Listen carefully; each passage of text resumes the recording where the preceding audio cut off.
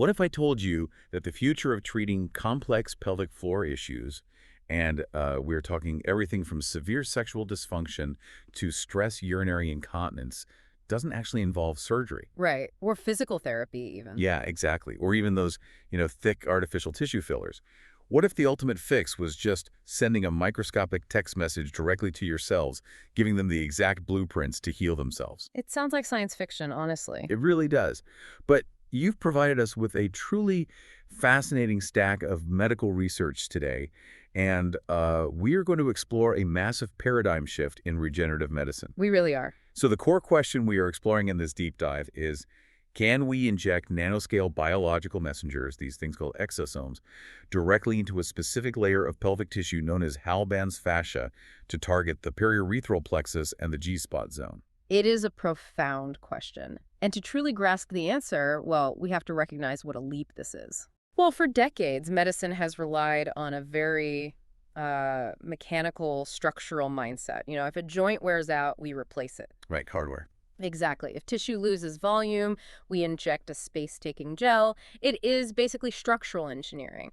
But with these sources, we are moving entirely away from simple structural fixes and venturing into the realm of true cellular reprogramming. Okay, let's unpack this, because reading through these sources, it is genuinely thrilling to see how modern science is finally demystifying the pelvic floor. It is long overdue. Yeah, it has always been treated a bit like a black box, right? It really has. And the anterior vaginal wall specifically is arguably one of the most historically debated regions in human anatomy. Oh, absolutely. So before we can even talk about how we treat it with exosomes, we first have to map exactly what we are treating. We have to understand the territory. Which seems to be easier said than done. Looking at the systematic reviews and the data you brought, the medical community has literally spent decades arguing over a pretty basic question. Whether the G-spot even exists as a distinct organ. Right. Is it a distinct anatomical organ, or is it just a broader physiological region? Exactly. And the debate is fascinating. On one side, you have researchers like Ostrozensky. In 2012, he conducted a really highly publicized cadaver dissection study and concluded that it's a very distinct physical structure. Like an actual defined Yes. He documented finding a specific grape-like neurovascular sac. A sac. Yeah, a tiny sac. He even measured it was 8.1 by 3.6 millimeters, located exactly 16.5 millimeters from the urethral meatus on the dorsal perineal membrane. Wait. An actual grape-sized sac? That sounds incredibly That's specific. extremely specific, yeah. Almost like finding a tiny hidden organ that everyone else just somehow missed. It does sound like that, which is exactly why it caused such a stir in the medical community. Yeah. But then, you have to contrast that with the broader consensus, like Levin's 2003 concept. Right, the erogenous complex. Yes. Levin looked at the exact same region, but described it as the anterior wall erogenous complex. Mhm. This perspective argues that you aren't looking for a single isolated sac. Okay. Instead, it's an entire interconnected network. Meaning it's not a single point you can just, circle with a marker. Precisely. It includes the urethra, the clitoral roots, and Skene's glands.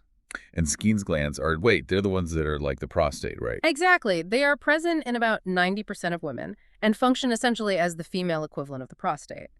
But crucially, this whole complex includes a structure called Halban's fascia. Let me stop you right there, because Halban's fascia keeps coming up in the research. And I am picturing fascia like the tough white gristle you see on a piece of steak. Right, like inert connective tissue. Yeah, exactly, just dead tissue. But the research implies this area is highly active. That is a great distinction to make. You need to throw away the idea of inert gristle. Think of Halban's fascia as a highly dynamic vascular sponge. A sponge. Okay. It is a fibroelastic sheet located right between the trigone of the bladder and the anterior vaginal wall. Yes, it is rich in collagen for support, but it also has a massive blood supply, and it is packed with Krauss bodies. Krauss bodies, what are those? They are pseudocorpuscular nerve endings, basically highly specialized sensory receptors. Oh, I see. When this fascial plane is stimulated, the blood vessels rapidly engorge, the entire tissue becomes vasocongested, and it creates a highly sensitive physiological response. Wow. Furthermore, your sources map out how this area is intimately connected to the vesicovaginal fascia, the VVF, and the neural compartment. We see anterior nerve projections from the inferior hypogastric plexus passing right through this extraperitoneal plane toward the urinary bladder. So it is just a superhighway. It is an absolute superhighway of nerves and blood flow. Okay, but I have to push back here for a second. You just described a highly complex, interconnected web of nerves, blood vessels, and spongy tissue. And you also mentioned that researchers still debate whether a specific organ even exists there. So if a clinician is going in with a needle, well, aren't they just flying blind? That is a very logical concern. Right. How do you reliably inject a therapy into a debated complex? Well, what's fascinating here is how the functional surgical anatomy actually guides the clinician, regardless of the academic debate. Okay, how so? The pelvic floor isn't just an amorphous soup of tissue.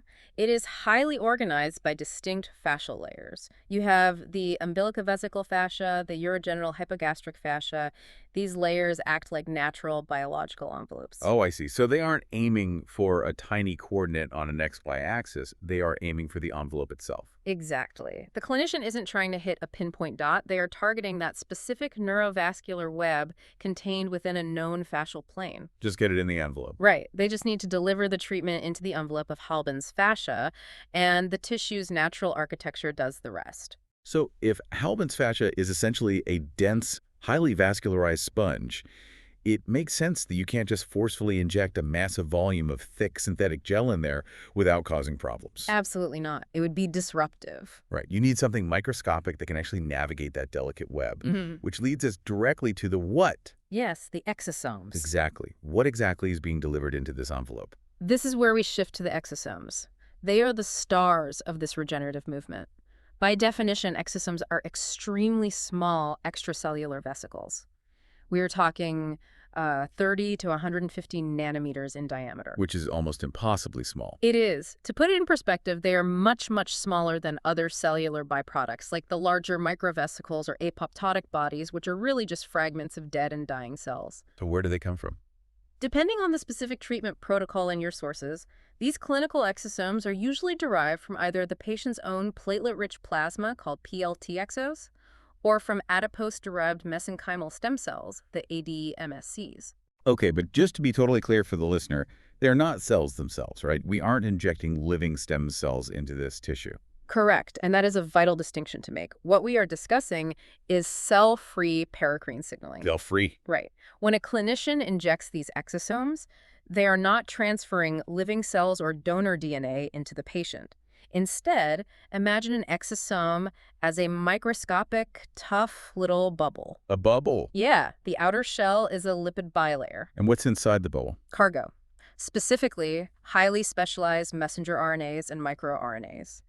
That tough lipid outer shell protects the genetic cargo from being destroyed by enzymes in the patient's tissue before it can deliver its message. So if injecting whole stem cells is like hiring an entire construction crew to come fix a broken house, injecting exosomes is like texting the blueprints and the repair instructions directly to the local construction workers who already live there. Telling them to wake up and do the work. Exactly. That is the perfect analogy. You are just delivering the instructions, and the biological effects of those instructions are profound.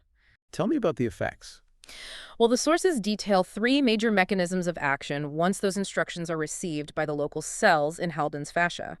First, the exosomes downregulate enzymes known as matrix metalloproteinases, Okay. specifically MMP1 and MMP3. And what do those enzymes normally do? Why do we want to downregulate them? Because they break down the extracellular matrix. They are the enzymes responsible for tissue degradation and aging. Oh, wow. So step 1 of the exosome message is basically stop the wrecking ball, halt the breakdown of the existing tissue. Stop the damage first. That makes sense. What's step 2? Step 2 involves the immune system. Exosomes induce what is called macrophage polarization. Macrophages being the white blood cells. Right. The exosome cargo literally instructs these macrophages to shift from a pro-inflammatory M1 phenotype, which causes chronic swelling, heat, and irritation, to a reparative M2 phenotype. So it flips a switch from fight the infection to rebuild the neighborhood. It calms the whole environment down. Exactly. It is a complete shift in local immune response. And once the environment is calm, Step 3 begins. The rebuilding phase. Yes. The local cells are instructed to release vital growth factors, specifically VEGF and BFGF. These are the chemical signals that actively restore the microvascular capillary networks. So it makes new blood vessels. It triggers the body to sprout new, healthy blood vessels, restoring blood flow to that previously damaged or aged tissue. Okay, I have a logistical question, though. If these exosomes are just microscopic bubbles of fat-carrying genetic text messages, well, how do labs harvest them without popping the bubbles? That is a great point. Because if the lipid bilayer breaks, the enzymes in the body will just eat the mRNA, and the text message never gets delivered. Right, and this raises an important question about clinical quality control. The research heavily emphasizes this. Because they are so fragile, you can't just toss the source material into a standard medical centrifuge and spin it at high speeds. Right, because traditional centrifuges would just crush them. It would be like putting delicate water balloons in a blender. Precisely. It would destroy the product. So to get clinical-grade exosomes, labs use a completely different technique called tangential flow filtration, or TFF. Tangential flow filtration. Yes. Instead of crushing them with raw centrifugal force, TFF gently sweeps the fluid sideways across a microscopic filter. It preserves the integrity of that delicate lipid membrane. That is really clever. And how do they prove they actually captured exosomes and not just random cellular debris? They verify the purity by looking for specific tetraspanin cell surface markers, things like CD63, CD81, and CD9. So those are essentially just the shipping labels on the outside of a bubble proving it's the right package. Exactly. It guarantees identity. And finally, they use nanoparticle tracking analysis to guarantee the concentration. We aren't talking about a few thousand vesicles here. How many are we talking? A clinical dose requires a concentration of 10 to the 10th power or 10 to the 11th power of these exosomes per milliliter. Or billions upon billions of text messages. So now we have our pristine concentrated blueprints. And we have our anatomical address, the envelope of Halban's fascia. We do. How does the needle actually get the blueprint to the address safely? Because injecting anything into an area packed with sensory nerves and a superhighway of blood vessels sounds intensely delicate. It is, which is why the sources detail a very precise, minimally invasive clinical protocol. The standard administration uses a 32-gauge needle. Oh, that is tiny. That is an incredibly fine needle, often used in precision facial aesthetics, and the syringe tip is only 4 millimeters long. Just 4 millimeters. Why so short? Because depth is everything here. A retrospective review in your data outlines the technique the clinician injects 2 cc of the exosome solution, point by point, into the G-spot area. The distal third of the anterior vaginal wall, right? Exactly, as well as the clitoral glands and the periurethral area. But they have to be exact. If the needle is too short and goes too shallow, the fluid just ends up in the superficial mucosal epithelium where it doesn't do much good. And if they go too deep? They risk hitting the deep periurethral smooth muscle. The target is specifically that submucosal layer, Halban's fascia. So how do they ensure they hit it? Clinicians utilize a 2-finger transvaginal check during the injection. They're using tactile feedback, verifying by touch that the fluid bolus is being deposited perfectly into that spongy fascial envelope. I really want to contrast this with the older structural treatments we talked about at the beginning. Right. For years, the buzzy treatment in this area was the G-shot.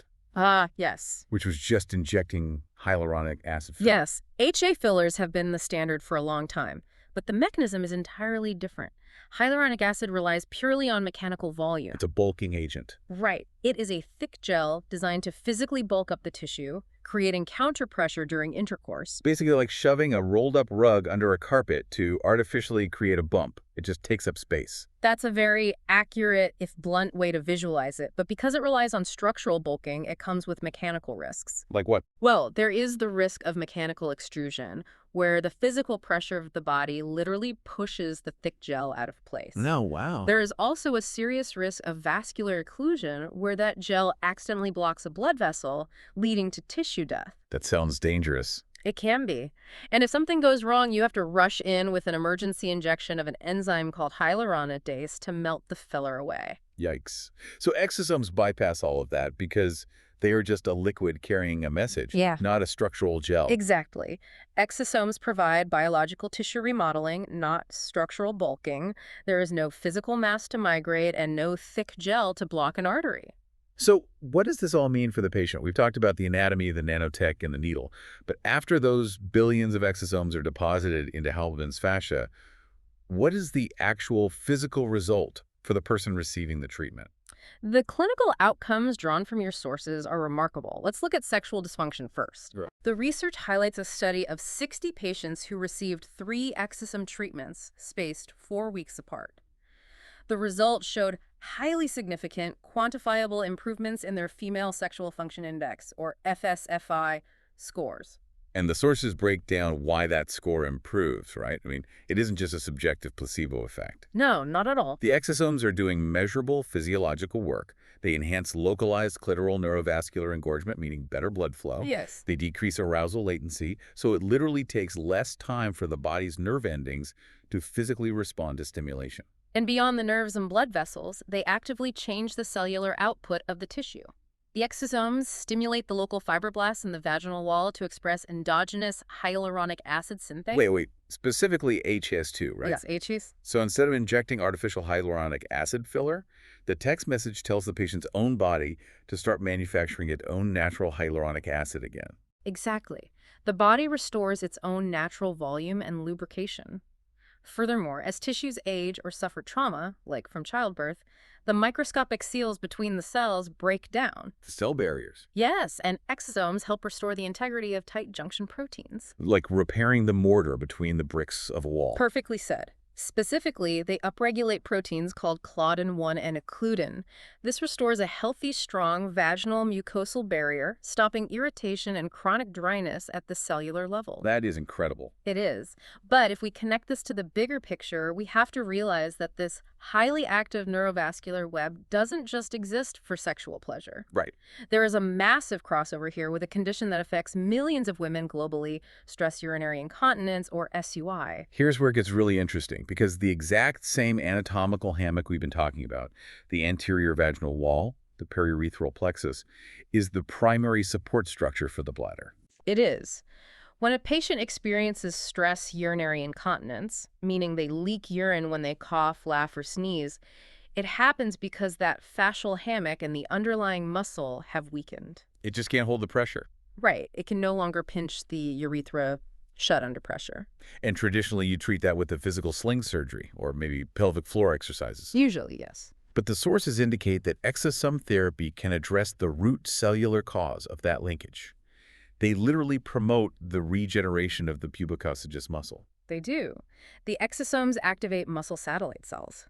You Yeah. can think of satellite cells as dormant stem cells that live inside the muscle tissue, just waiting for a signal to wake up and repair damage. And the exosomes are the signal. Yes. The exosomes provide that signal by activating specific cellular communication pathways, the ROS-ERK and WANT beta-catenin pathways. So it's like sending a bugle call to the reserve troops sleeping in the barracks, telling them to get up, divide, and build new muscle fibers. That is exactly what the ROS-ERK and WANT beta-catenin pathways do. They trigger cellular division and differentiation, but rebuilding the muscle is only half the equation for incontinence. What's the other half? You also need the nerve signal to tell that new muscle to squeeze at the right time. Oh, right. If the electrical wire is cut, it doesn't matter how strong the muscle is. Exactly. And this is perhaps the most revolutionary finding in the research. The sources highlight that exosomes derived specifically from Schwann cells, which are the cells that support our nervous system, can actively protect and repair damaged pudendal nerve fibers. Wow. So they are healing the frayed electrical wiring too. Yes, the nerves themselves. A single, targeted therapy injected right into the envelope of Halban's fascia could simultaneously reverse severe sexual dysfunction and treat urinary leakage purely by regenerating the underlying muscle, the fascial sponge, and the neural wiring. It truly represents a fundamental shift in how we view the human body's capacity to heal itself. We aren't patching the leaky pipe anymore. We're fixing the plumbing at the source. Exactly. We are providing the tissue with the precise instructions it needs to restore its own integrity. Okay, let's take a breath and recap the journey we've just been on. We started by navigating the surprisingly debated, complex anatomy of the anterior vaginal wall, discovering the highly vascular envelope of Halban's fascia. A fascinating area. Truly. We explored the cutting-edge science of exosomes, these 30 to 150 nanometer lipid bubbles that act like encrypted blueprints for cellular repair. Right. We detail the precise clinical mechanics, from tangential flow filtration to using a tiny 4 mm needle to ensure those blueprints land exactly in the submucosal layer without the risks of thick artificial fillers. Avoiding all those extrusion risks. Yeah.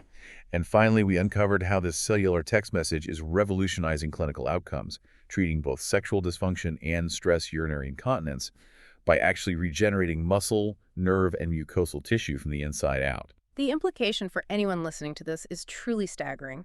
Whether you are actively researching regenerative medicine, whether you are looking for modern solutions for a specific pelvic floor condition, or you are just deeply fascinated by the future of healthcare, you are witnessing the boundary line between managing a symptom and actually regenerating human tissue. And I want to leave you with a final, slightly provocative thought inspired by the incredible science in these sources. We've seen that isolating exosomes can successfully reprogram localized mucosal aging and repair nerve damage right there in the pelvic floor. We have. But what if we took this concept to its absolute limit? If scientists can map the secretome, the perfect, customized cocktail of growth factors and microRNAs of a spectacularly healthy, useful patient, well, could we eventually use that isolated cocktail to reverse biological aging in any localized mucosal tissue in the human body? That is a massive idea. Imagine an a la carte form of cellular time travel where you just text the exact blueprint of youth to whatever tissue in your body needs it most. It completely rewrites the rules of biological aging. It really does. It turns out the human body isn't a rigid mechanical machine just waiting to break down. It's an incredibly dynamic, living system. It just needs the right set of instructions.